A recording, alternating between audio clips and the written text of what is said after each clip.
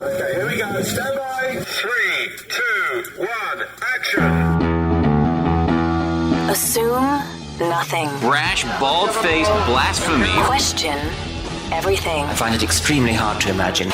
Open your eyes. It is quite all right to be an atheist. The fastest growing group of people in the country has been measured as being those who have no belief or who are atheists. You don't have to be apologetic or quiet about it. Challenge the opposition. You see religion on 100 fronts losing the argument. And start thinking. This is The Thinking Atheist Worldwide. How to be the most rational person in any room. This is actually the subtitle for a lecture by Dr. Patrick Grimm at the Great Courses Plus. It's called the Philosophers Toolkit. It is an exploration into how we think, how we process and communicate information, how you and I reason. Dr. Grimm gets into the nuts and bolts of how it happens, pattern recognition, deductive reasoning versus inductive reasoning. The lecture has thought experiments, which can actually alter how we receive and verify and communicate a position or argument, being aware of how numbers or statistics can be used or misused to sell an idea, and what thinkers from Aristotle to Darwin to Einstein and others can teach us about how to process ideas and information. The Philosopher's Toolkit is one of over 8,000 lectures that you can stream or download directly from the Great Courses Plus. A host of lectures on a variety of subjects, everything from history to science, language, the arts, hobbies, travel, and so much more. The Great Courses Plus is offering my listeners a free month, a full free 30 days of unlimited access to all of their lectures. So don't wait. Sign up today at thegreatcoursesplus.com/Seth. Remember, thegreatcoursesplus.com/Seth. Coming up on next week's broadcast, we so often hear that the soul exists. We all have a soul, but it cannot be seen or measured by science. But wait a minute, what if science did have something to say about the soul? What if a soul could be scientifically measured, scientifically observed?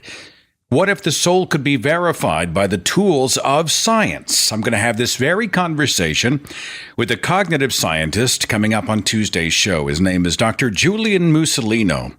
He's author of a book called The Soul Fallacy.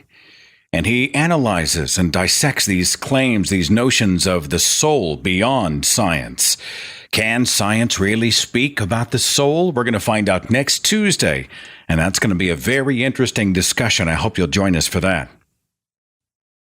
Today's show is a discussion, I'll admit, rooted in exasperation.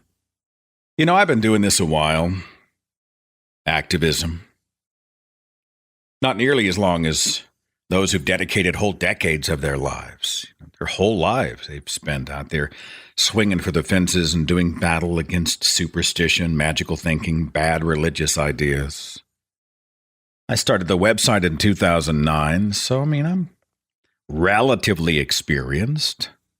After 300 some radio shows and the speeches I've managed to give around the country and meeting all the people, religious and otherwise, from state to state, having the discussions about atheism, what it is and what it's not, why I oppose religion, why I don't believe in any God anywhere. I've got some experience, and I've got my days.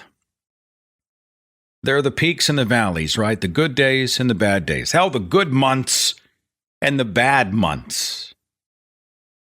And without devolving into too much of a pity party on the radio, there are those times when you just look around and think, this is a waste of time. Nobody's listening. Everybody likes to share that house quote with me. If you could reason with religious people, there would be no religious people. That's a quote I disagree with profoundly, by the way. As somebody who was reasoned out of his faith. I was reasoned out of my unreasonable position. So I disagree with the quote at its very core, but sometimes I feel it. I'm spinning my wheels. They are not listening. They are just pod people. They are, you know what it's like talking to some of these people? When you're trying to describe to them what life without gods is like. You ever watch the TV show Humans? These androids, they call them Sims, as I recall.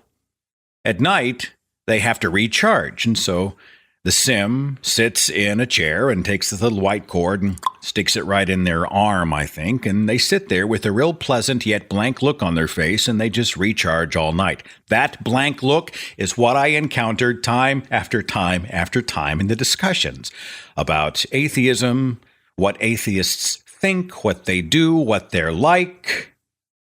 Atheism is the lack of a belief in God, that's it. And I will say this to people. Atheism doesn't necessarily mean I am of any one political party. It doesn't mean that I am wired like this or think like this. I may have different ideas or passions or goals. I may be of a certain personality type or that personality type. I might be a beautiful human being or a total jerk. Atheist just means I don't believe in God. Atheist doesn't even guarantee that I came to that non-belief for the right reason. The aliens told me there is no God. That person's an atheist, right?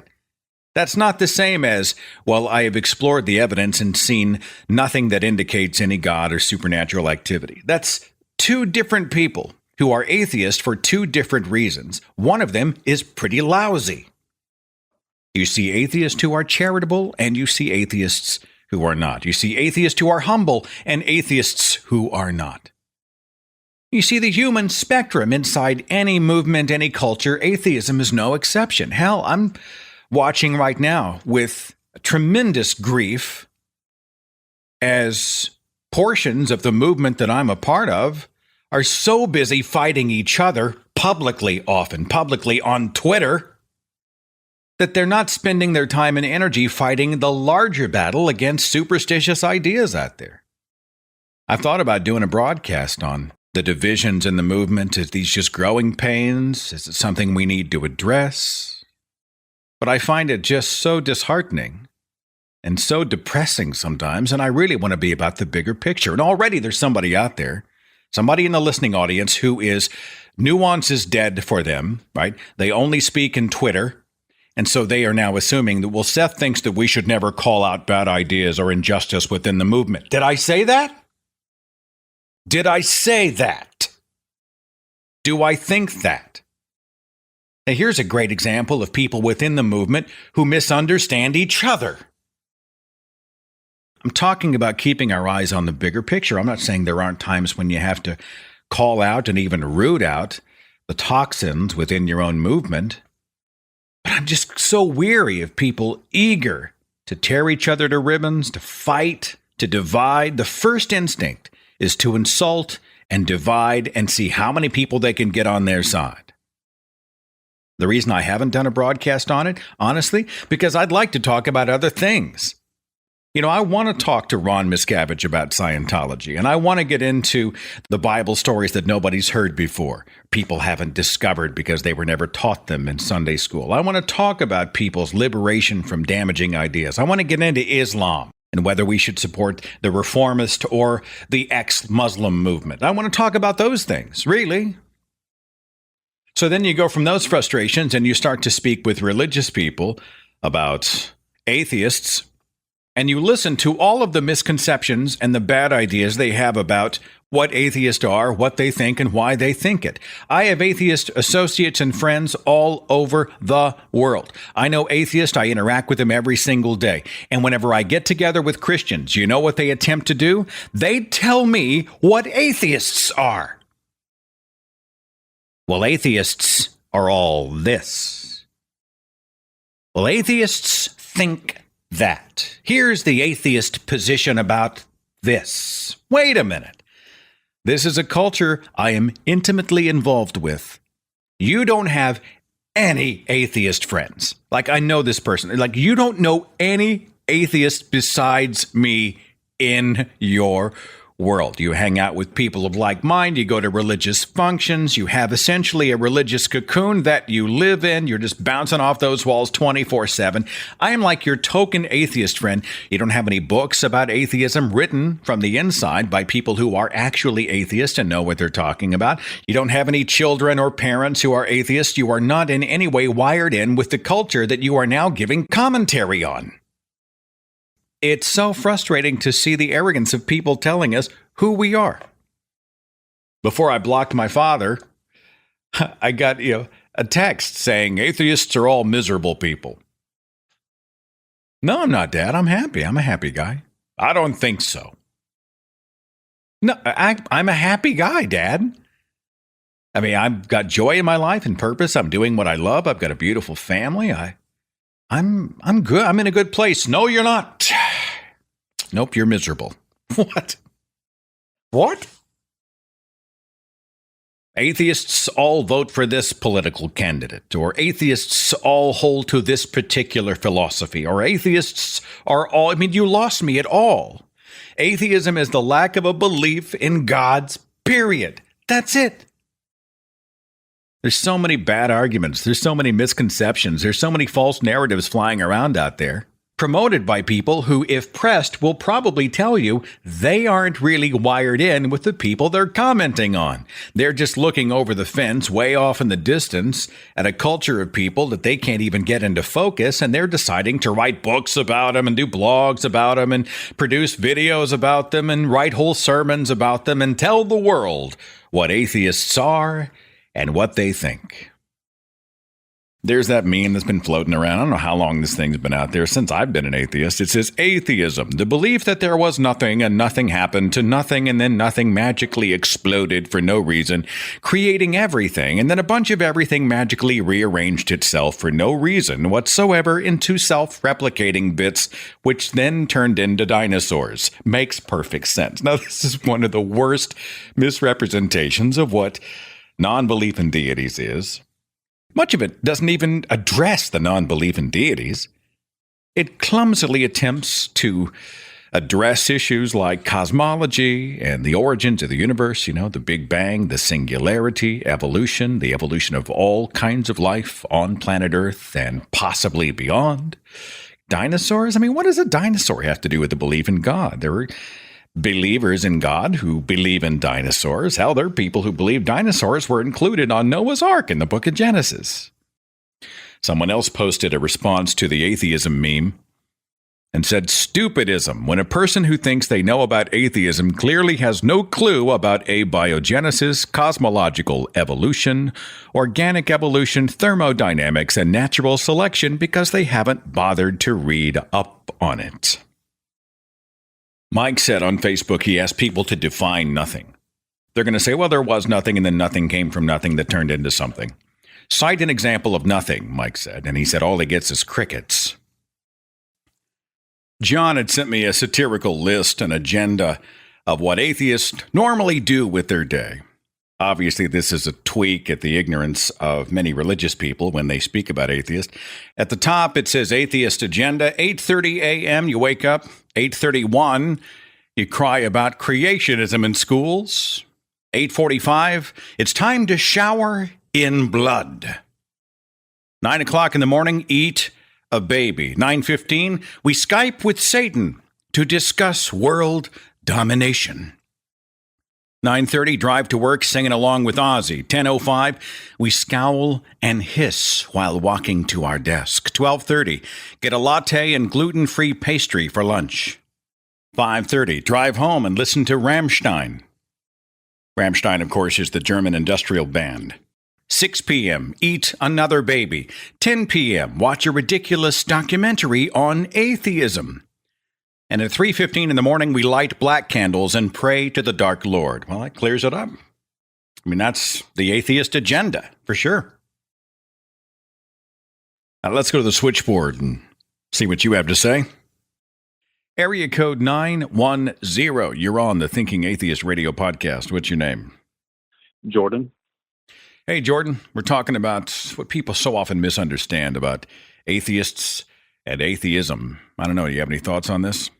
Yeah, as a someone new to it or new to having family members know about it. I sat the last year or so listening to my father-in-law with all these straw man arguments that I've read about, and then he's actually living them out, having it being a belief system and evolution being a lie only to remove God. I've had to bite my tongue because until recently I haven't even told my wife, but now that she knows, I don't care who else knows. How'd that go over, by the way, telling her? Well, better than expected. You know, my biggest fear was being served with divorce papers eventually, but we were very good tithers. We came to reduce it by 50%. So instead of taking one paycheck versus the other, we came to an agreement. I agreed to continue to speak with the pastor, and I do go to church with her on Sundays when I can. So the father-in-law is like evolution, right? It's all a lie of the devil. The scientists are all conspiring to sell Satan's falsehoods, that kind of stuff. Yeah, I'm not sure if he believes that it's intentional, but I really think he believes that he has said in the past that those who don't have God and the people that are liberal-minded, because they don't have God, they can't reason correctly. So even if they can make an argument for it, it's not right because it's not with God. And atheism is just another religion kind of thing? Just another religion. One of the ultimate goals of atheists and all that is to, especially those that are pushing global warming and being responsible for the ecosystem, it's all basically we got to remove the problem, and we're the problem. So one of the end goals of those atheists is to remove people from the planet. We want to remove humanity from the planet. If we're the problem and we're nothing but animals, then why not remove the problem? I honestly think he believes that's one of the ultimate secret goals of the whole conspiracy behind global warming. And I'd love to eventually talk to him out and out, him knowing that I'm an atheist. And the last time we had a discussion, I had to hold my tongue back a little bit just because I hadn't come out to anybody. Yeah. And I was trying to say, here's the evidence for evolution, but he would literally say one sentence, there's no evidence for evolution. And then, well, microevolution, of course, but that's not actually evolution. Yeah, the other version of that argument, as I've heard, goes like this. It goes, la, la, la, la, la, la, la, la. I'm not listening. He sounds like kind of a Sean Hannity, Fox News Christian. I remember back when I was a true believer, Jordan, I'm embarrassed to admit that I was a big fan of Rush Limbaugh back in the day. This is a long time ago. And I've listened to him. You know, Limbaugh used to talk a lot about how the global warming fearmongers were just trying to strip people of their rights, and it's arrogant for us to think we could affect climate, and the planet does what it wants anyway. And it's all about guilt and shame and controlling people, trying to remove the best parts of their lives because that's what liberals do. And for a while, I bought into it. You know, your father-in-law sounds a little bit like that. Yeah, I think you hit the nail on the head. If it's not ESPN, it's Fox News on his 65-inch television. I can't imagine. You know, Sean Hannity on a big screen. I just couldn't take it. You know, there's only so much you can ask of a man. You know, Sean Hannity's so infuriating. Any time he has an atheist on to have a discussion, whether it's Amanda Knief or whether it's I don't know if he spoke with Andrew Seidel at the FFRF. I know they've had David Silverman on. The only reason the atheist is there is so Hannity can interrupt him and then chest thump about his own position. He's not interested in dialogue or discourse in any way, or even really hearing or accurately representing the other person's perspective. It's mostly just, you know, Hannity wants to kick him down so he can jump on him and then, you know, pronounce his own position at an even greater volume. Yeah, it's definitely like that. My least favorite show is The Five. I'm not sure if that one's still on there, but it was fair and balanced, but they have the most quiet, bleeding heart liberal possible to balance out the equation of the other four. You know, once Bill O'Reilly was gone, I was like, well, I wonder who they're going to stick in his place. It was Tucker Carlson. I was just like, oh, he's insufferable to me. The man's just insufferable. But if you're part of the outrage brigade, you know, if you're part of this, we need to take this country back, you know, love it or leave it, those types of things. Well, Fox News really sort of strokes that part of your ego, and and sort of feeds into that narrative. And before you know it, you're out there with the big American flag and you're screaming about the rest of the world and those damn Muslims, blah, blah, blah. You find yourself part of this weird culture. It's a culture of celebrated ignorance. And I don't know if a conversation with your father-in-law really accomplishes anything. I think that'd be the concern I have. Like, is it worth the grief I'm going to get and or my wife's going to get, right? Do you have those conversations? No, I don't worry about that. I don't think my in-laws are going to counsel divorce. That fear is gone now that my wife and I have hashed out at least the beginnings of this transition. Everyone else, they can have their opinions. I'm willing to make concessions for her if she wants me to continue talking to pastors. It's actually been fun talking with the only person available is the youth pastor of the church we go to. And it's been fun to talk to him because he basically is presenting the same arguments that I've already been through, and I'm getting practice talking them out instead of just reading them in secret and watching YouTube videos. And does any of that stuff register with the youth pastor? Like, hey, you got a good point. No, we don't talk too much about the very specifics on creation versus evolution. I have presented a few things, and I've given him some non-R and raw evolution videos to look at. I don't think he's ready for those.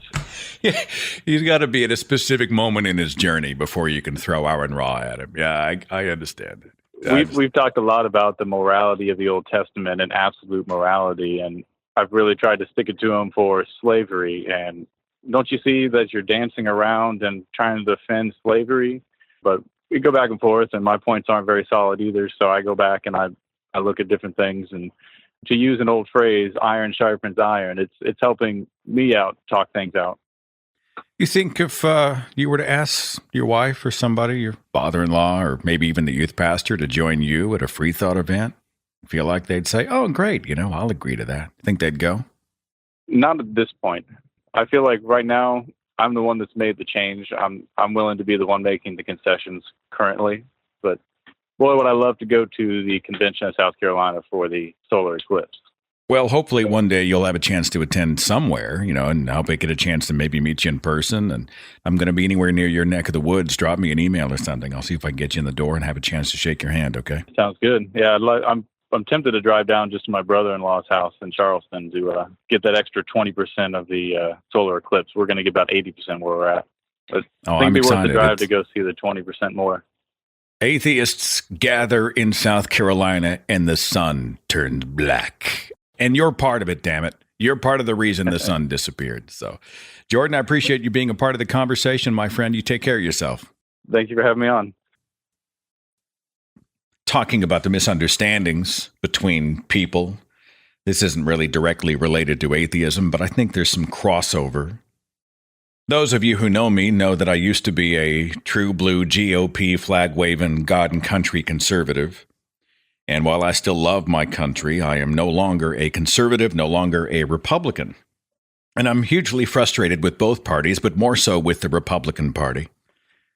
And I'm not at all a fan of Trump. And I know this frustrates some people, but I just see him as a dangerous cat, a pathological liar, a raving narcissist. I can't imagine how we're going to get through the next 3.5 or whatever years with this guy at the point position. It hurts my heart. Because he doesn't represent me and what I'm about, what my values are, what I want the face of America to be on the world stage. And so from time to time, I post criticisms and satire of Donald Trump. I think it's healthy, right, for us to be able to satirize and criticize our leaders in a free speech culture. And I'm surrounded by a lot of people who are big fans of Trump, especially here in Oklahoma. And there's somebody on my Facebook circle, outer circle, not really a friend. I mean, just a former neighbor, somebody I knew casually. We don't hang out. We don't spend any time together. I really don't know anything about her life, but I'd posted this Trump criticism, and she had responded to my post by saying that the left is trying to legalize and normalize pedophilia. Pedophilia? Like, I'm talking about Trump speaking in front of the Boy Scouts, and she tells me, with no data that I can see to back it up, that liberals want to advocate sex with children and the molestation of children. Okay. Well, I'm going to need a source on that one. And I am met with a loud and deafening silence. a misunderstanding and misrepresentation of what I am as someone on the political left. And so I responded that I'm amazed at the narrative about liberals that's sold and bought by a great many, not all, but a great many of these sort of Fox News, Rush Limbaugh, Michael Savage conservatives. See, this woman sees me as a man, but if I'm a liberal, in some ways, I need to be a monster.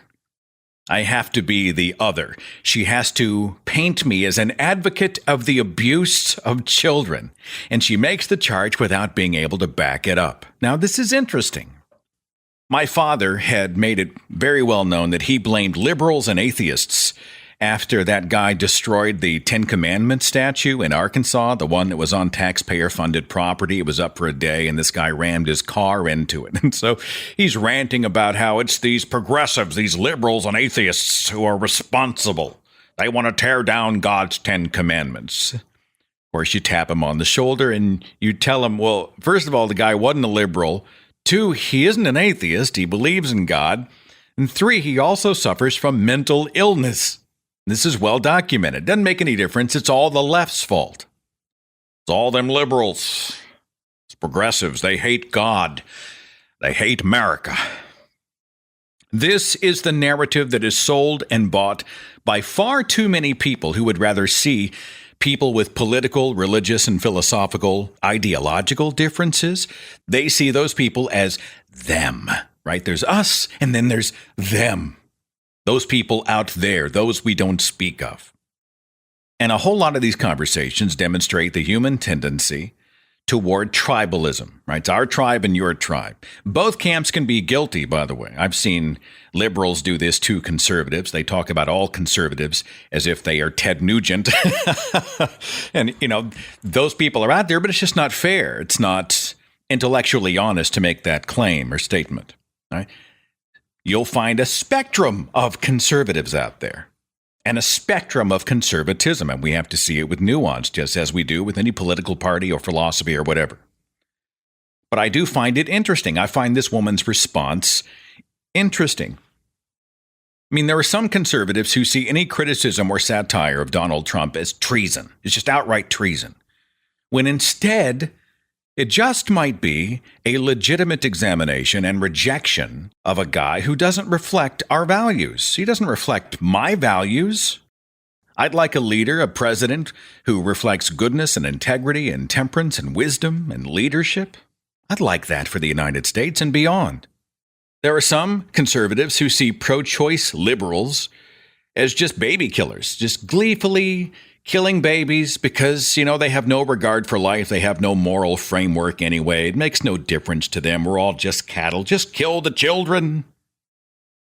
Totally unaware and unengaged with any nuanced and complex discussions about things like life and personhood and the rights of the mother versus the rights of the government or the church. These necessary conversations about contraception and sex education that are so often fumbled by the theocrats out there.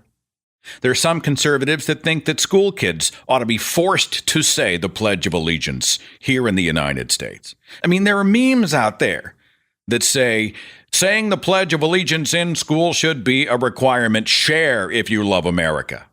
And these people are apparently hugely content to implement like a North Korean-style forced nationalism, which ignores the American and the human right to free expression, to be able to be free, right?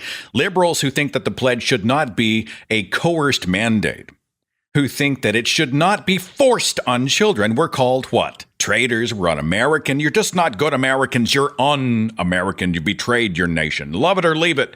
America, these colors don't run, right? For them, no more discussion is required. There are some conservatives out there who think that the criticisms of rogue police officers who abuse their power and use deadly force, often against unarmed black males, constitutes a quote-unquote war on the police. And those of us on the left who are concerned about the abuses in law enforcement are branded as anti-law enforcement. We're sort of anti-rule of law anarchists. We hate cops. We hate what they stand for. This is the narrative being sold and bought out there among many conservatives. I saw one person, they changed the light bulb on their porch from just the standard white bulb. They changed it to blue to show their support for police officers. Well, I think that's fine. I think it's good to be able to support the men and women of law enforcement who put themselves on the line. But their motivation for doing so is that they think anybody and everybody in a uniform is automatically sort of given a pass. Well, they do a tough job. It's a subjective. I mean, here in my hometown, they had a police officer who shot and killed an unarmed guy, and she got off. She just skated. Now, if we watch the video of that deadly encounter and we believe that she, for whatever reason, abused her power and took a precious human life, the life of an unarmed black man, and there should be consequences in the mind and hearts of many conservatives, I'm anti-police. There are some conservatives out there that are pitching a narrative that when you and I talk about climate change and the mounting evidence for human-caused climate change, that we're all part of this big conspiracy to just try to suffocate businesses to death. We hate corporate America. We hate the free marketplace. We hate success. We love government. We want government to come in and essentially act like a big parent, spoon-feed us whatever we have in a sort of national commune as we all sit around and smoke freshly legalized drugs and sway back and forth to, I don't know, sitar music, I guess. A lot of the Fox News crowd totally doesn't get why many of us on the left simply don't think that government should be in the religion business, or why immigrants shouldn't be just brushed off, morally just brushed off as collateral damage, or why it's insane that here in the U.S. gun ownership is a right while health care is somehow considered a privilege. It's a huge misunderstanding of many of us on the left, what many liberals are, what we think, what we stand for. This is tragic. It's a huge misunderstanding, right? I'm on the left. I'm a liberal. I love my life. I love my family. I love my country. I love justice. I love goodness. I love the idea of success and prosperity. I love charity. I love humanity. I love progress. I love peace. I'm a citizen of the United States. I also want to be a citizen of the entire world. And try as these people might, I will not fit into their cookie cutter. No matter how blatantly, perhaps even purposefully, they misunderstand and misrepresent me. Anyway, forgive that digression away from atheism, but I think because many atheists are humanists, and because their humanism is informed by science over superstition, because they reject many of these religiously fueled narratives about things like God and guns and human souls magically appearing at the moment of conception, and somehow one nation is being endowed with greater goodness by a God so it can be superior to the rest of the world, that God himself was behind the appointment and the election of President Trump, that everybody wearing a uniform at every moment of their lives is somehow doing God's good work. Religion often plays into that. When you reject all that nonsense, you can see these things more clearly. You can see the nuance. You can see it for what it is. And that's why I felt it was relevant here. I had an email from Bartek who said, when I first came out as an atheist to my parents a few years back, they tried to find a way to convince me that I do believe in God. While doing so, already a little tearful, my mother asked me, "What about love? Do you love your girlfriend? How can you say that if there's no God?" I responded with, "What does God have to do with it? Wouldn't you love Dad if there was no God?" And her response was simply, "No." And yes, he was sitting right beside her. I guess that was the most shocking out of the whole conversation. But fast forward a few years till now, they're still together. So that's got to be some kind of proof, right? There's a smiley face in the email. Bartek, thanks for the message. Deidre said she'd heard that atheists are just ignoring God. Heard that one quite a bit. Like, he's there, you're just turning your back on him. Brenda said she's been told atheism is a cult. You have to believe in something. The twist on that is atheists believe in nothing. It's funny, there was an apologist who came into town, this was years ago, and he was talking about how the non-believers reject God because they just want to conduct themselves immorally. They want to behave however they want to sexually. So for him, the rejection of God ultimately came down to a desire to go out and get laid in aberrant and perverse ways, which tells you again how secretly, or actually not so secretly, obsessed religion, Christianity, and other religions are with sex. They're just obsessed with it. Like the Bible, the Book of Purity, we discovered in our Sunday school lesson a few weeks ago just how obsessed it is with sex, with genitalia. It's obsessed. Of course, we've already covered a version of that. You just want to sin. You just want an excuse to go out and live without any parameters, without any boundaries, to be able to be carnal. Atheists are doing it wrong. They've read the wrong books. They're listening to the wrong scientists. They've seen the wrong quote-unquote evidence. Atheists somehow both have no belief and also practice the religion of atheism. I enjoy that one. You have nothing, you don't believe in anything, you're rudderless and drifting out there in the ether, and you're also religious about atheism. What about the link between atheism and the acceptance of evolutionary science? Well, that doesn't make any sense either when you got the Catholic Church. Hell, you got the Pope accepting, to a degree, guided evolution, but the science of evolution, the avalanche of evidence so overwhelming, even the Catholic Church is like, okay, damn it, evolution makes sense scientifically. So how, then, is the acceptance of evolutionary science atheistic in nature? You got people like Ken Miller. The guy's a believer in God. He's a cell biologist. He's a molecular biologist. He's a professor, a renowned professor. He accepts the fact of evolution. He's not an atheist. That makes no sense either. There are no atheists in foxholes. Well, that's total crap. There are a ton of non-believers in the armed forces and different incarnations of the armed forces and nations all around the world. Atheists don't understand religion. Yeah, that's why the majority of the atheists that I've met in my life have a greater knowledge of the Bible than Christians do. What was that survey done a few years back by the Pew Forum on religion and public life? They did a survey about religious knowledge. So they went out and they surveyed Catholics and Christians and Jews and Mormons and a bunch of other people. And no surprise, they discovered that Americans have a pretty poor understanding of religions, and they don't understand their own all that much. Who scored the highest on this religious knowledge survey? Atheists and agnostics. They knew the tenets of the religious faiths, and they knew what the scripture said within those faiths better than those who practiced them.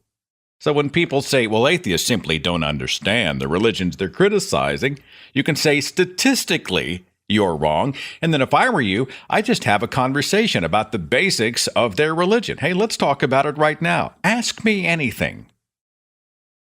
Atheists cannot be patriotic. How can you love your country if you don't love God? Atheism is a fad. I enjoy that one.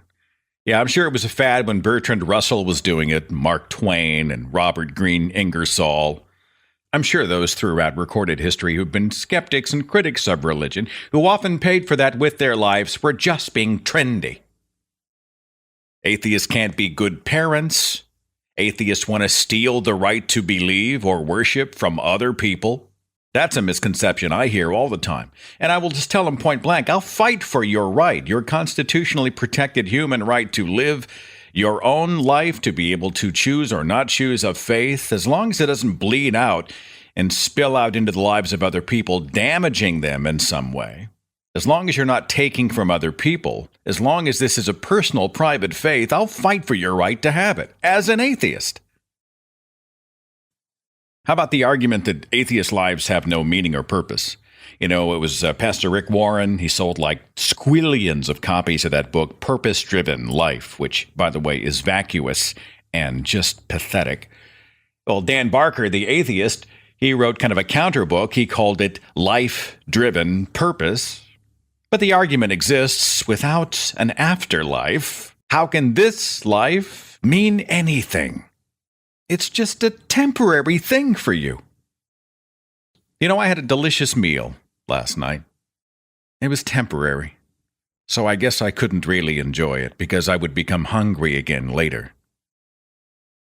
You know, I took a vacation with my family. We went to the beach. We spent 5 days enjoying the ocean breeze and the sunsets and seafood and just spending time together, decompressing from all the hard work that we had done, spending time connecting together as a couple. That vacation is only temporary. It's only a few days, and then it's going to come to an end, and we'll have to go back to work.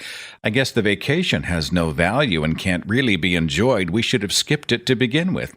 We should have never gone.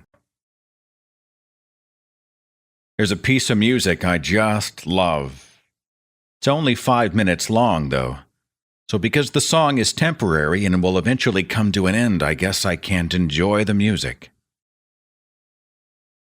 Just found out a couple of new Harry Potter books are coming out this fall. I'm a big Harry Potter fan. I've read the entire series, but I guess I shouldn't bother to read the books because they'll eventually have a final page. The books are eventually going to come to an end, and I'm going to have to close the back cover, and the book's going to be over. Why bother?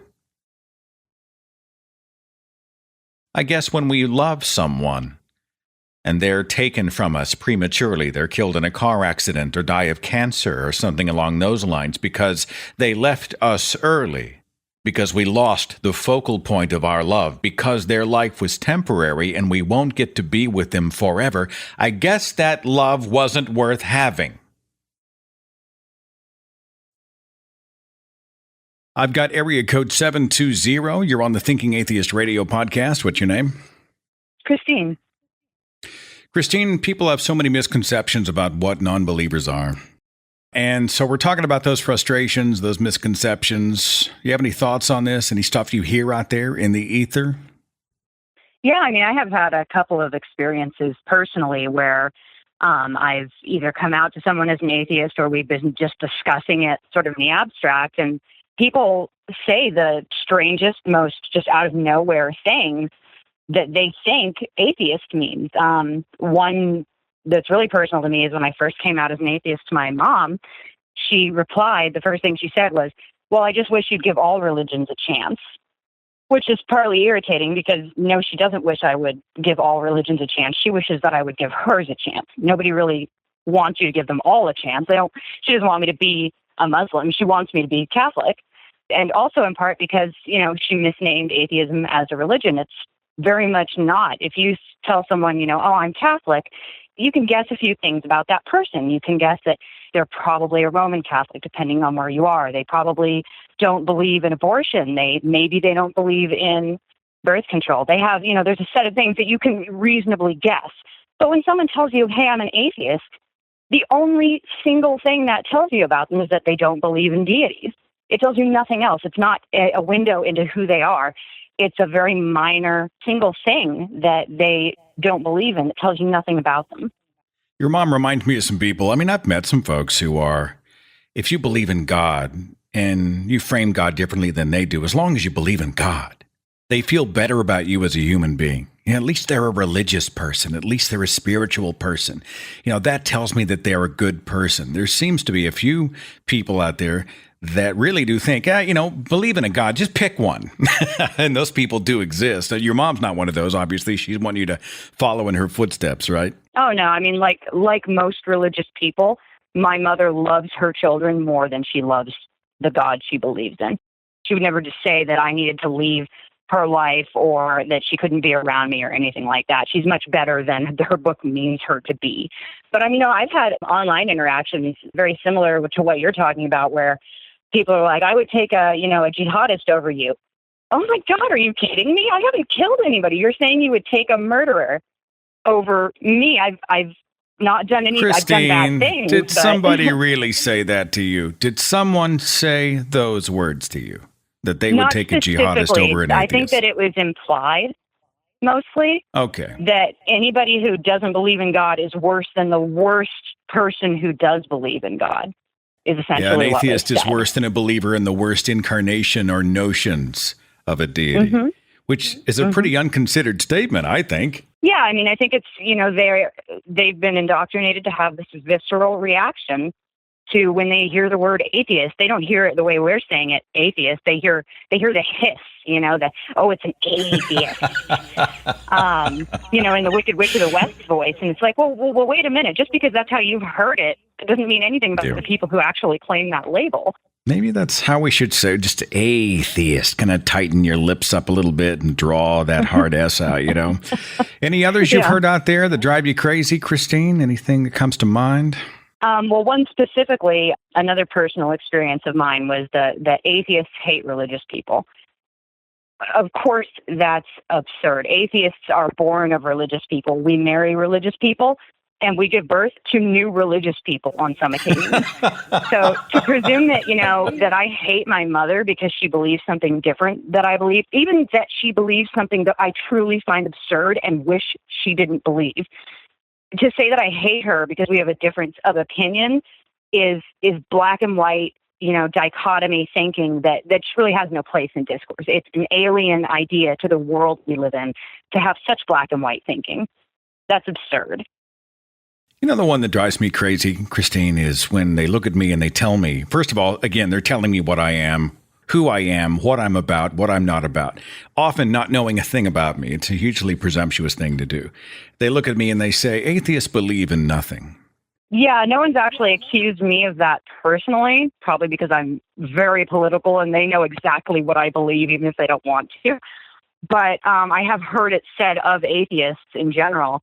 Anything that I personally believe, I'm very political, so I talk about that often. So they know I believe something. But when they're talking about just any atheist, atheists don't believe anything. You're right. That's why there's no atheists that are alive. We've all killed ourselves because we realize life is meaningless and we can't bear to trudge through our tepid existence any longer.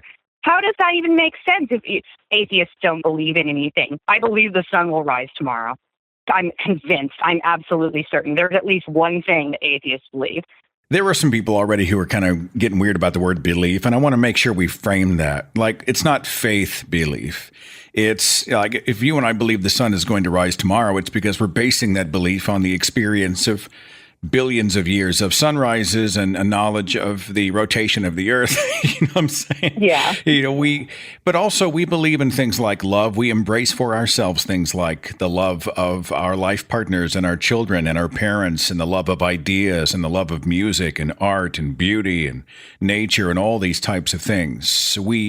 In that context, I think it's fair enough to say, I believe in humanism as my sort of framework for living. And I'm just astounded by people who think that they have to have purpose and meaning and all those things handed to them, and without the idea of a third party, a deity, a religious framework, a church, a mosque, a holy book, a heaven, a hell, with all those things not in play, somehow everything else is supposed to have evaporated. I find it tragic. I mean, life is, or at least it can be, extremely beautiful without God. In fact, in many ways, I think it's more so. Yeah, I mean, I don't think that they really mean what they say when they say that religion or God belief gives their life meaning.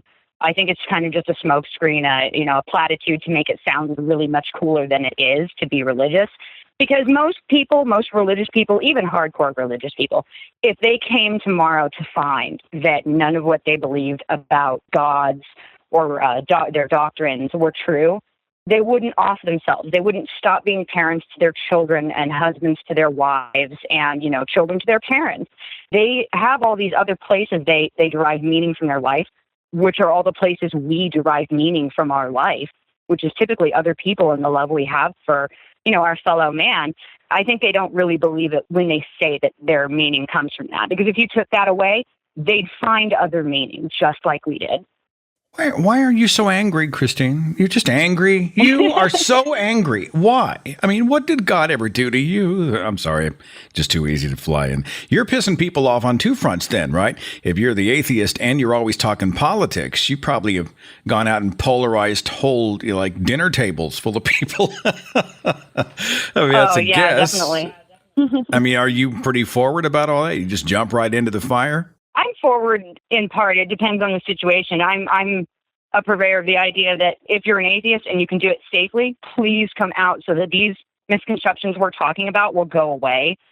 That's worked incredibly well for the gay community. You can't hate your neighbor who you thought is the coolest neighbor for 25 years when you find out they're gay, any more than, if you've spent 25 years with them and you find out, they're an atheist. Oh, but they're so nice. And, they do have meaning in their life. And I'm out, for my mom's my side of the family, but not to my in-laws. So I'm a lot louder in the one forum than I am in the other. But I wouldn't say that I'm angry. I believe what I believe strongly and passionately, and I'm not a little ball of rage waiting to go off anytime someone wants to discuss this. That's not a discussion. That's yelling at somebody. I have discussions. And your life's full of good stuff without gods? Yeah, I'm really happy. I have a beautiful son, a wonderful husband who I desperately love, both of them, and they're the meaning in my life. And I hope to expand on that and be the meaning in someone else's life and, help my fellow man in general, not just the people who are close to me. That's the meaning in my life. Christine, that's great stuff. Thanks for being a part of the conversation today, and all my best. You take care of yourself, okay? Thank you so much. You have a great day. Short break. When I come back, we're going to talk more about some of the misconceptions, some of the disconnects that people have when it comes to the non-believer. And we're going to talk a little bit about activism and some of the challenges that those with an activist temperament face when they're surrounded by the non-activist. I found that interesting. We'll cover it in just a second. I have this one bill that I can't pay online. I know it's the year 2017, and everybody's supposed to have online automatic bill pay, but there's this one exception. It was a bill from my CPA for tax services from this past spring. 25-minute drive across town, but I handled it in just a couple minutes with Stamps.com. I just logged into the account, printed the postage for a number 10 envelope, popped that sucker in the mailbox. No stamps to buy, no drives across town. I didn't lose studio time as I work on upcoming broadcast and tour dates and other stuff. An irritating errand turned into an easy fix, an easy thing, thanks to Stamps.com. Stamps.com brings all the services of the U.S. Postal Service right to your fingertips. Buy and print U.S. postage for any letter, any package, any mail class, right from your own printer. And verify the postage with a digital scale that Stamps.com provides, so you don't under or overestimate the cost. Stamps.com makes me more efficient, it saves me time and money, and right now you too can enjoy the Stamps.com service with a special offer that includes a 4-week trial plus postage and that digital scale without long-term commitments. So go to Stamps.com, click on the microphone at the top of the homepage and type in Seth Andrews. That's Stamps.com. Enter Seth Andrews. Stamps.com. Never go to the post office again. I want to say a huge thanks out to my supporters on Patreon. They get a commercial-free show every week and a bonus broadcast every month. And if you'd like to be a supporter, you can log on and just sort of choose the parameters of your patronage. You can go to patreon.com/Seth Andrews. My next conversation is probably less about the misconceptions that religious people have about atheists, and it's more about the divide that we often see when two different cultures often share the same space. I felt like that was an interesting angle to the whole conversation about understanding, misunderstanding, connection, and disconnection. I've got area code 908. You're on the Thinking Atheist radio podcast. What is your name? My name is Tabitha. Hi, Tabitha. What's on your mind today? What's on my mind today is how progressively during the course of my life, people's religious beliefs in all ranges has affected my relationship. Do you want to frame what kind of relationship? I mean, that's totally up to you, but what are we talking about? Just personal romantic relationships. I'll put it that way. Okay. Yes. I mean, years ago, the extent of the problems of anybody's religious beliefs was basically just, you going to church gets in the way of you seeing me kind of thing. And it's interesting because that was, my first marriage was probably the most religious person that I've ever had relationship with, but it just didn't seem to be an issue because it was more logistic. We didn't have children together, so there was no consideration about, whether they would be experiencing the sacraments or being raised religiously. So you were an atheist at the time. I always considered myself a recovering Catholic. I was raised Catholic the same way he was. Yeah. But he didn't place any expectation upon you, hey, come to church with me, think like me, vote like me, believe like me, worship like me. None of that was going on, or what? No, it really wasn't like that. I mean, there's a couple of photos that you can see that I have a puss on my face that I was urged to go to church because it meant something to his mother. But other than that, it really wasn't an issue. So that was fortunate. But later on, by the time my second marriage came around, and of course the internet was much, much more prevalent, and I spent a lot of time on Facebook. And then I realized, because I had pretty much had always been an atheist, I think. Nothing really sat well with me, but pretty much into my late 20s, I was pretty much gone out of that membership, out of that club. So once I connected on the internet, with so much more information, the Atheist Experience show, your page, and things like that, I finally had a voice. I realized how much resentment I had towards religion and just more aware of the harm that it caused everywhere. And I became an activist, I guess you could say. And the more voice I had, the more activism tendencies I had, didn't sit really well with my husband at the time. And he was very similar to me. He'd been raised Catholic. He went through all the motions, but he was at the point where I really don't believe all of it. I think if there is a God, he's not going to care if I believe in him. He's just going to care if I'm a good person, which is fine. Yeah. But then it got to the point where just little things kind of still like remnants where I couldn't say God damn because that bothered him. I'm like, why? You don't really believe any of this stuff. Well, I was raised that way and it bothers me. I hear the same thing when I say, Jesus Christ. I'll throw it out from time to time because it's such a satisfying expletive in that context, and people blanch. They literally blink because I've just broken one of the commandments about using God's name in vain, right? Yes. And, for me, it's an expression. It's just an expression and, figure of speech. But the more activist-oriented I became, the more he balked about it because it was, well, why can't you just let people do what makes them happy? And he had a brother, that's very religious, and, he didn't take kindly to my Happy Zombie Jesus Day post on Facebook and was taking things personally and that kind of thing. And so the first issue that seemed to arise is lack of support. Even if somebody is not a staunch believer, even if they passively or tacitly, support this type of thing, it's a lack of support to me from my significant other. It's almost like it's not okay for you to be who you are. That was kind of the first. I understand that frustration very much. Yeah. There were echoes of that even in my own relationship. I mean, Natalie and I love each other to death, but, beyond the religion, non-religion question, there's I'm an activist and I'm not question. So it's hard for her to understand. I mean, it's funny because we had this discussion the other day. Whenever I see something on the news or I see a story, I read a story, I've come across something that has happened in the name of religion, the activist in me just gets sort of riled up. And I'm like, this is an outrage. This needs to be fixed. This is wrong. And of course, she's like, well, you can't fix the whole world.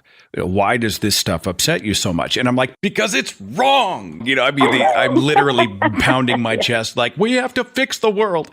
And so there's, I think, a temperament thing that's going on that people who are not activists by nature have a hard time understanding. I mean, why are you so passionate? Why does this stuff bother you so much? And I'm like, because it's wrong. I mean, do you feel that at all, Tabitha? Yes, because it's not just a personal issue. It's a global issue. And it's not me convincing everybody that I'm right and they're wrong. And you made a good point. It's about passion. That might be another block in a relationship where the one person is passionate about it because they think globally. They think of how it affects everybody else, whereas I'm finding a correlation with people who have religious beliefs or even your casual kind of go along with the whole thing, where they tend to think very insularly, just in their own world, what affects their own world. So you sort of feel a separation. We don't really speak the same language on this subject, and it's hard for me to connect with you. Is that what you're feeling? Correct. Yeah. And I think it's intimidating to a lot of people as well, overwhelming. And I have found that in my my last couple of relationships where it really started to be a problem. I think it's kind of to the point now where I may have to do, questionnaires, before, there could possibly be a second date anymore, Like someone gives me a questionnaire and I'm just like, it's been real nice. Been nice. I Have know. a nice And there, life. that leads to a whole other problem of, the organic nature of, how relationships develop. But recently, in recent years, it's been more a question of, okay, I'm involved with this person. I care and respect this person. And then they come out with things that are just totally incongruent with that. It's like, okay, well, I have doubts, but I want to believe. I want to believe that there was, a holy man that existed that did all these wonderful things, and that there's someone out there that cares about me, and that there's something after death, and this, that, and the other thing. And just fielding very simple questions like, why? Why do you want to believe that? Why does that give you comfort? And you feel that palpable resistance of, well, I don't know. I just don't know. Or I can't give you a reason that you want to hear. Or it's very hard for someone who, the way they communicate is pretty much mathematically where you want to get to prime numbers. It's very frustrating right off the bat. And, do you lose respect or something? I mean, if this is how they feel in their own mind, but they're not telling you to change your opinion. No, not at all. I think it might boil down to communication styles and how people process their environment, process their world. So I think it's a barrier to communication.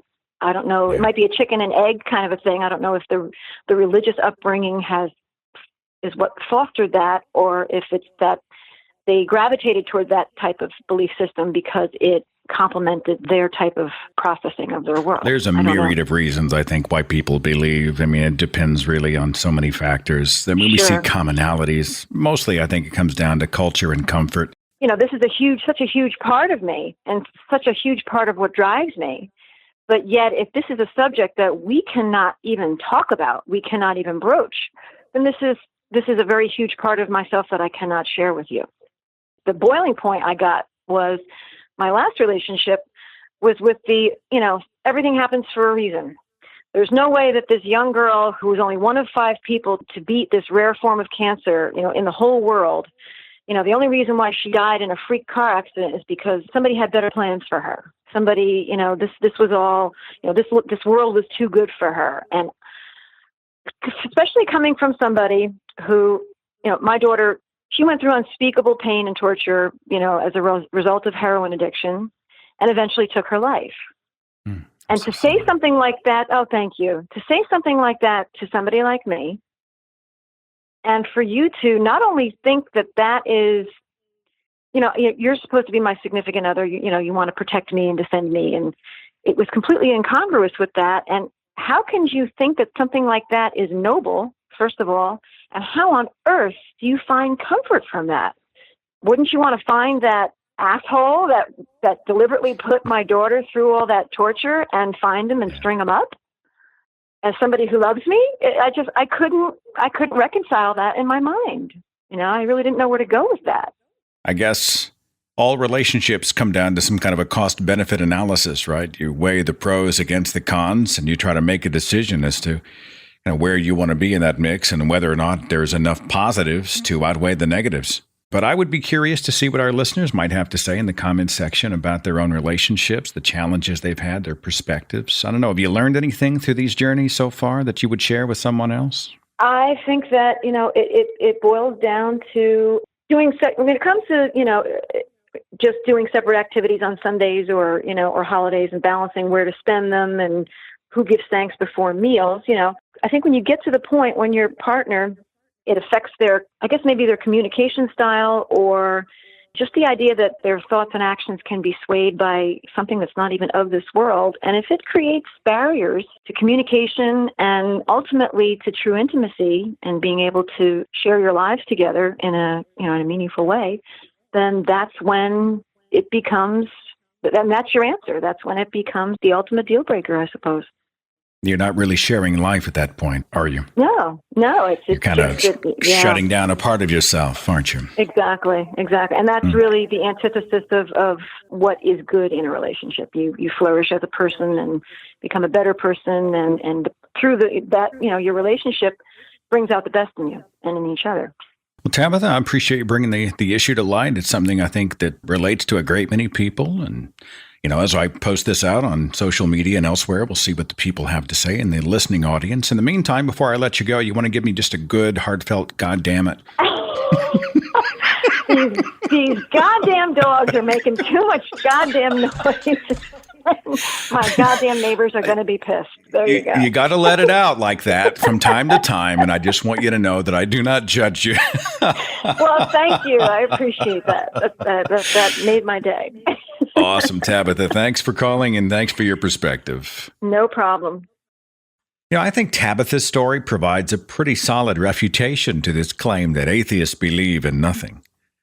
It's obvious that she's someone who is an atheist, but she believes in a great many things. She wants to go out and make the world a better place, to defeat bad ideas and promote good ideas, to defeat bad people and promote good people. She wants good things.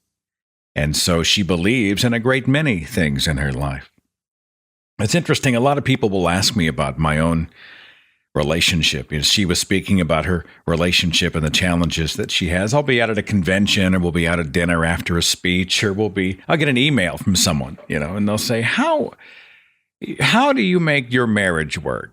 If Natalie's not an atheist and you are, how does this work?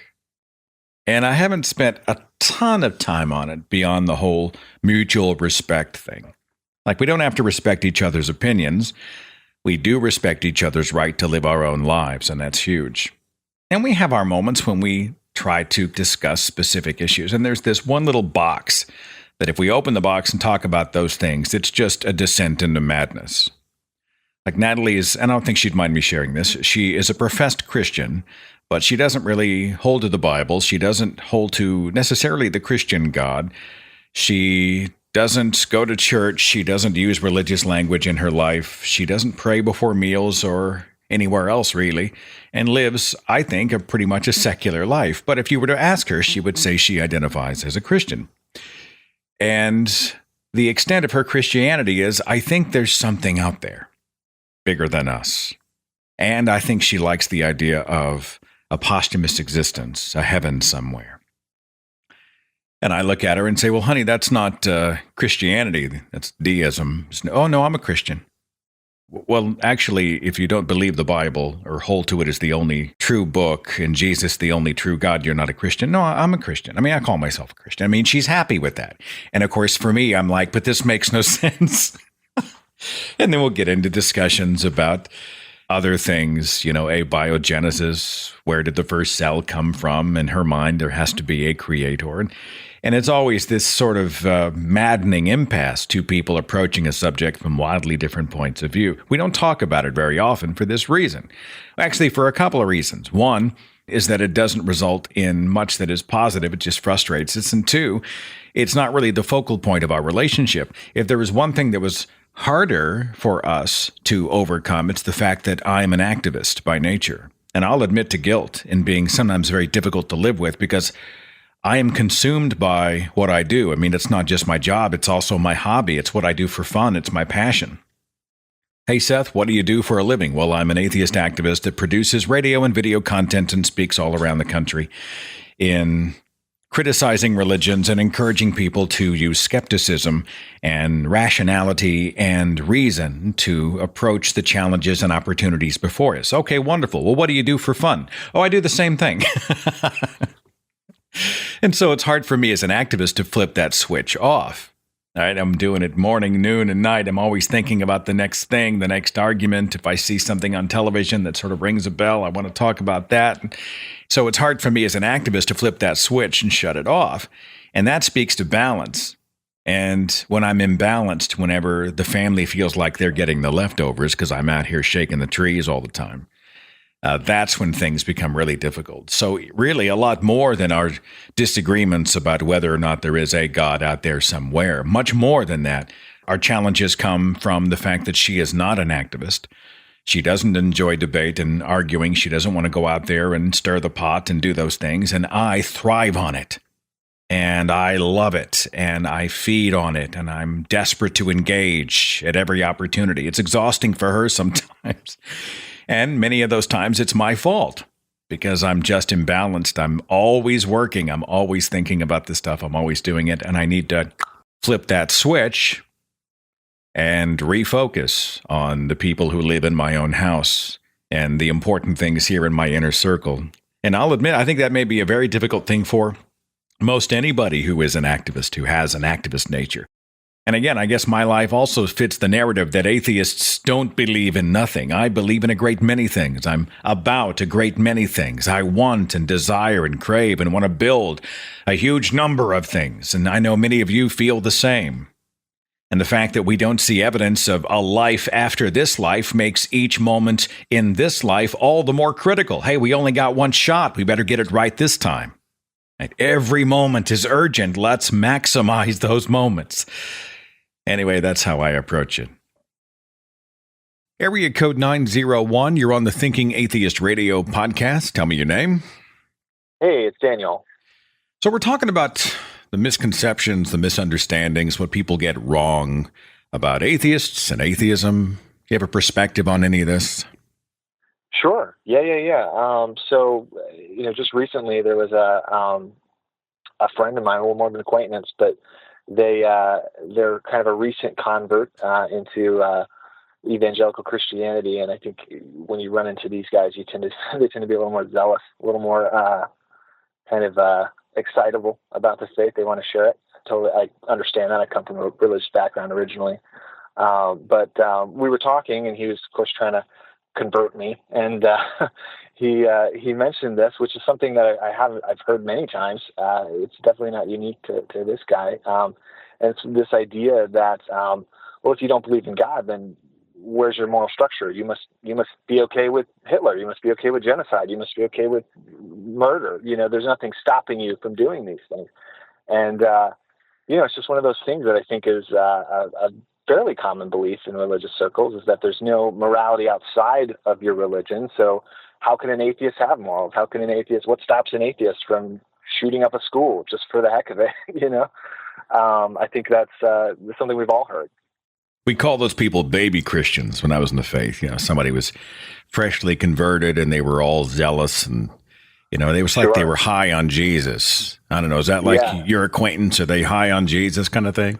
Yeah, absolutely. This is a very recent new phase for them. And it's funny because they came from a non-believing family and a non-believing background, which I think in some ways makes you more zealous, right?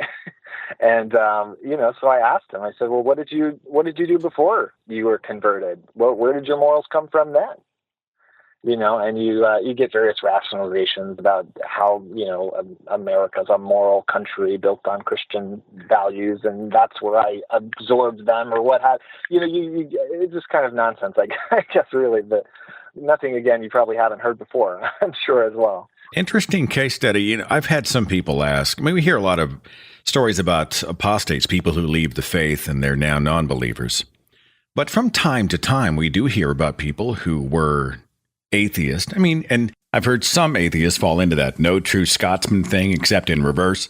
No real atheist would ever convert and become a religious person, which is completely bogus. You can find people who were non-believers in God and for a myriad of different reasons decided or came to a point where they believe in God and they are now religious. It does happen. I'd be curious to find out what the catalyst was in your friend's life. Like, how'd they get there, Yeah. It is really fascinating, I think, to go from non-belief to belief. But I think it's probably more common than we think in some ways, just because maybe it's just being in America and having kind of an American culture around you of faith and belief. Maybe it feels a little more normal, a little more homey to some people. Even if you're not raised in the faith, you're certainly seeing it on TV. You're seeing it around you. You're attending school with these people. So it's probably not as alien to them as maybe in another country or in another culture. It might be so simple as to be somebody who's maybe they're unhappy in their life and somebody promises them happiness, or maybe they're on a genuine quest for answers and they come across somebody who's, charismatic and really sells it quite well, and they're more impressionable than others and they buy into it. Maybe there's something else going on. I am a little bit struck by the Hitler grenade that he threw out. Like Hitler seems to be the one everybody falls back to, isn't it? Yeah. Well, I think it's the easy comparison to make when you're trying to paint someone as particularly evil or bad.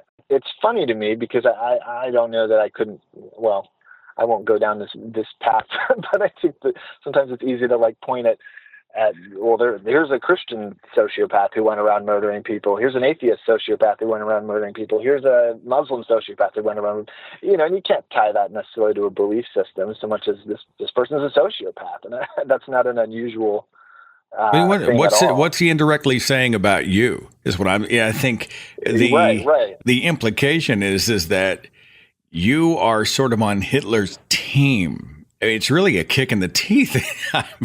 What's he saying about himself? He's saying that the minute he loses his faith, he's going to go shoot someone in the face.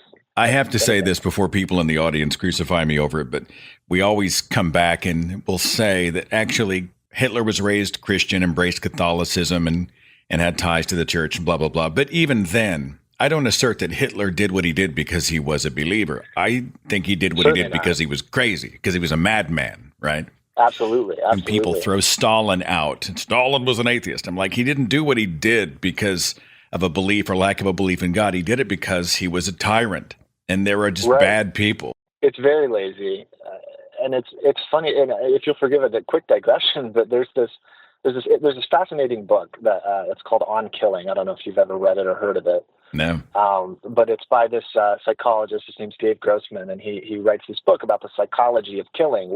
What does it take for a human being to kill another human being? And sort of the core argument of this book is that psychologically, people are extremely hesitant to kill another person. In fact, it's he goes through statistics in wars about 20 or 30% of, or whatever the percentage was, of people in World War II actually fired their weapons and everyone else didn't. It's fascinating. There's these fascinating statistics in there. I probably just butchered the statistics, but you get the idea is that people are extremely hesitant to kill, and many times they have to be trained out of it. And we're very good at that now in the 2017. We're experts at training people to kill, but it's not a default human thing. We're very hesitant to do it. And the proof of that fact is that, or part of it is that we have a term for people who have no empathy and no hesitance to kill. We call them psychopaths. We call them sociopaths. So a funny part of that to me is that the assumption is that it's some core, I opened this book and now I know not to kill. But in fact, it's deeper than that. I was born not really wanting to kill another person or hurt another person. It's not this integral part of us. Well said. I'll check that out. I actually, while you were speaking, pulled up, there's a wiki page on it. On Killing, the Psychological Cost of Learning to Kill in War and Society by Dave Grossman. I'm going to do a little homework. Maybe I'll find the audiobook on Audible and check it out, my friend. Okay? Yeah, awesome. Awesome. Well, thanks for your perspective and for listening and being a part of the show. Much appreciated. Daniel had mentioned Hitler. Michael Sherlock wrote an article called The Atheist Atrocities Fallacy, Hitler, Stalin, and Pol Pot, and he went in depth in these charges that atheism should be aligned with the worst tyrants in human memory. And he has some quotes from Hitler himself. My feelings as a Christian points me to my Lord and Savior as a fighter. It points me to the man who once in loneliness, surrounded by a few followers, recognized these Jews for what they were and summoned men to fight against them, and who God's truth was greatest not as a sufferer, but as a fighter. In boundless love as a Christian and as a man, I read through the passage which tells us how the Lord at last rose in his might and seized the scourge to drive out of the temple the brood of vipers and adders. How terrific was his fight for the world against the Jewish poison. Today, after 2,000 years, with deepest emotion, I recognize more profoundly than ever before the fact that it was for this that he had to shed his blood upon the cross. As a Christian, I have no duty to allow myself to be cheated, But I have the duty to be a fighter for truth and justice, for as a Christian, I have a duty to my own people. Sherlock speaks to the Christian roots of anti-Semitism. The quote was drawn from the book The Speeches of Adolf Hitler by Norman Baines.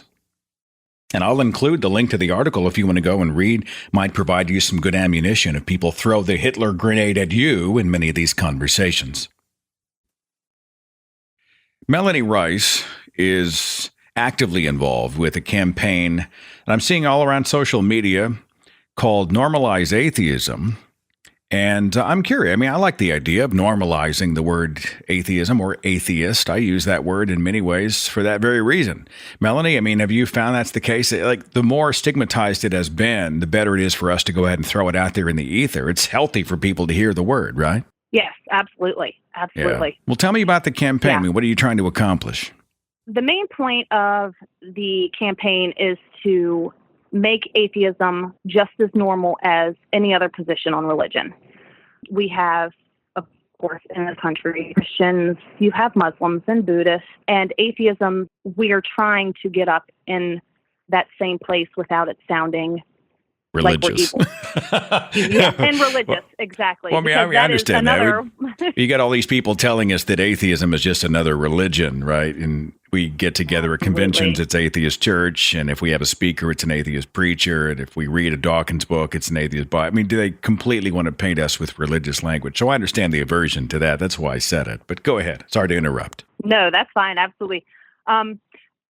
Basically, I mean, I have a lot of friends that, this is a perfect example. I have a lot of friends that they don't know that I'm an atheist. And once they find out that I'm an atheist, it surprises them. And that's what I want. We want people to ask questions about it so that they can get the answers to the questions that they might be too scared to ask. Because, of course, one of the stigmas is that we're all Satanists. Of course, we're not. We don't believe in Satan just as much as we don't believe in a deity. And we want to start a conversation. We want to talk about it. When the term atheism comes up, we want somebody to say, can you tell me what that is exactly? So that we can tell them it's no more than a lack of belief in a deity, nothing more. Because a lot of times there's so much stuff that branches off of that. You're instantaneously a witch, or you're a Satanist, or you eat babies. That's the most, it's laughable, obviously, but that's one of the things people always joke about is that, we have babies for lunch. It's part of our schedule. But we just want to normalize that so when people hear that word, they're not scared of it, because there are a lot of people that become scared of you if they hear that you're an atheist because of all the negativity that comes behind it. I'm reminded of that campaign that's promoted by the Secular Student Alliance and others, the National Ask an Atheist Day, which comes up, I think, in April of every year, where people are encouraged to put these memes or posters on their social media pages that say, I'm an atheist, ask me anything. Like, today's the day that, and of course, we feel that way every day, but this is the day when we can we're encouraged to go public, make sure that people know they can come to you and ask you anything. And they've had a lot of people who've gotten into some interesting discussions. Dialogue's what we're trying to accomplish, right? We're not throwing stones at each other. We're not leading with insults. We just want to talk like real people. Wouldn't that be refreshing? Yes, that's exactly it. And we did that very thing in April. We did a meme on Twitter and we did a meme on our Facebook page, Ask an Atheist. And we did have a lot of responses. And, of course, we did have our fair share of negativity. But, ultimately, it was a really nice thing to have because a lot of people do have questions and they don't understand. And sometimes they are too scared to ask because it's embarrassing for them to ask if they're, a Christian or any kind of other religion. But when you have that stereotype, a lot of people are fearful of the word. I like it when the Christians, you'll see some Christians on those threads who see other people acting in hugely ugly ways and saying horrible things. I mean, we saw this with Monica Miller after the Pensacola Bayview cross scandal, where the cross was going to be removed, and a bunch of so-called Jesus believers called her the worst of insults. And there were other believers who actually appeared in the comments and said, I don't feel this way. This is ugliness. It doesn't represent me. I mean, they were condemning the hate. And I find that's kind of refreshing as well. You've seen some of that? Yeah? It is. Absolutely. My husband and I do our community work with a local church. And we had set up a free thinkers group a couple of years ago, and we've done benefits with them as well. And that's really nice and refreshing because, of course, they know we're atheists. But we work side by side with them, and we get compliments. And when people find out, they're like, well, this is really great. We can do the same things as everybody else does. We just have a different belief system. Yeah. And it's really nice when you have, people from the churches come to you and say, well, it's really nice of you to help out with this benefit. It's really, and then come to you and want you to help them more, because not only does it help people that need the help, but it also paints atheism in a good light. Yeah. I mean, if we saw a need that needed to be met and there was a religious organization that, needed assistance, why not? I mean, I'd rather be part of this human solution than to sit back and curse the problem and say there's no way I'd ever join hands with someone who disagrees with me on the issue of God to meet a human need. We might be demonstrating to them that, we're all really about helping human beings. We just frame it differently. Atheists don't require the superstitious backstory to be pro-humanity, right? Absolutely. 100%. Yeah. Exactly. Well, how does someone find out about you guys? I mean, I don't know a lot, I'll admit. I was curious and wanted to have a quick conversation, but do you have a Twitter page or what? We have a Facebook page. It is the Normalize Atheism campaign. We do have Twitter, and that is Normal Atheism on Twitter. We do have our store at normalizeatheism.com, where you can get really groovy T-shirts. We've actually partnered with the Invisible Pink Unicorn, and we have some designs that go together there. And we do have a bunch of folks that have bought our T-shirts, and we do encourage them to post them on our Facebook page when they wear them out and about, because we've had a lot of success stories of people asking what those shirts mean. And that is what we want, is to get that conversation started. Now, they're not dodging bricks or people? No, not that I've heard of yet. All right. All right. Well, I mean, thanks for sharing that with us. I think it's worth checking out. We will certainly do so. Melanie, thanks for your perspective. I appreciate it very much. Thank you for having me. Probably didn't learn a whole lot this week, did we? We just sort of vented. We spoke honestly about some of the frustrations that we feel when the charge is made, the claim is made that atheists are without meaning, without purpose, or that atheists fit into some cookie cutter that was molded by somebody on the other side of the wall who has no idea what atheism is. They don't know any atheists in their own life. They're totally unaware of the wide spectrum of people who are non-believers in the supernatural and spirits and gods, and yet they insist on commenting on them, often publicly. I guess this is just a way for us to vent a little bit, blow off some steam, and to remind anybody listening in the shadows that, hey, you might want to double check. You might want to actually meet some atheists in your own life. I have a feeling you will be positively and pleasantly surprised. Thank you so much for being a part of the broadcast today. I'll see you back here next week as we talk about the science of the soul with cognitive scientist Dr. Julian Mussolino. It's going to be a fascinating subject and a great show, and I'll see you then. Follow The Thinking Atheist on Facebook and Twitter. Watch dozens of original videos on the Thinking Atheist YouTube channel.